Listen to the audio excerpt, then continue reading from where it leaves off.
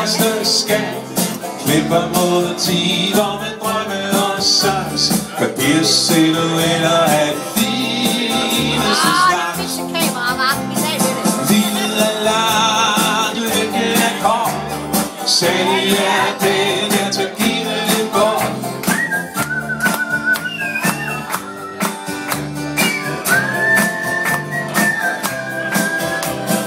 Livet er langt, lykken er kort. Særlig er det, der tager givet det bort.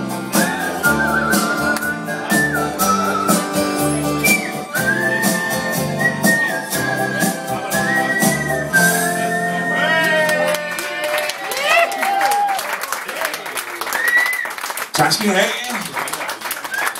Tusind tak skal I have.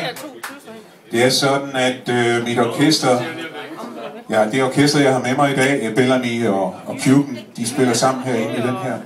Er det ikke fantastisk, det kan lade sig gøre, at de kan være herinde? Men det kan de altså i dag. Alting er blevet meget mindre. Også Bellamy. Men nu synes jeg, vi skal gå tilbage til der, hvor det hele startede. I 1970, eller lidt før. Gasolin, de var lige gået i gang med at finde ud af, hvad de skulle spille. Om de skulle synge på engelsk, eller de skulle synge på dansk. Det har de ikke helt fundet ud af nu, og de kom frem til, at de fortrinsvis skulle synge på dansk. Og de var i øvelejr, og de skændtes som hunde. Bjørn Ulebjerg, han var også med på det tidspunkt. Der var nødt til at gå nogle lange ture, fordi ellers så han kunne simpelthen ikke holde ud, for de skændtes helt vildt. Men de fandt så også ud af nogle ting.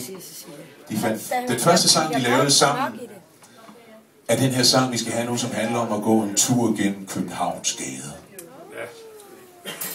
Jo. Ej, hvor ser jeg træt.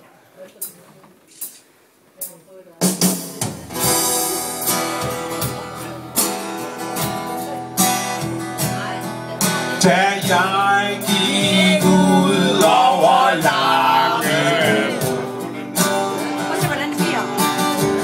en tidlig mandag morgen, der så jeg en, der stod og græd. Hvis du tør, så kom med mig.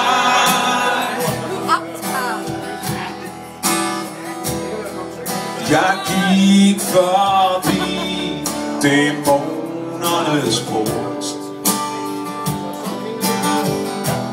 ud for Kofoeds skole. Der stod en flok og drak sig ihjel. Hvis du tør, så kom med mig.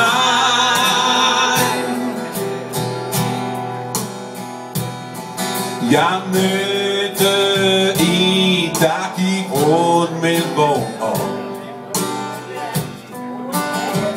Hun var Jehovas vidne. Hun råbte, jorden går under i dag.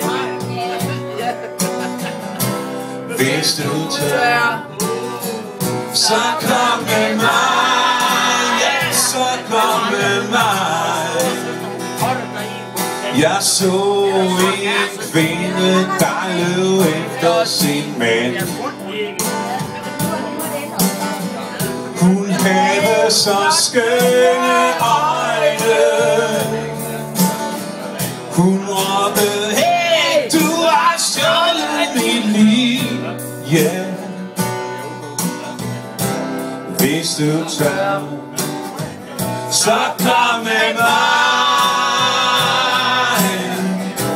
Hvis du tør, så kom med mig. Hvis du tør, ja, så kom med mig.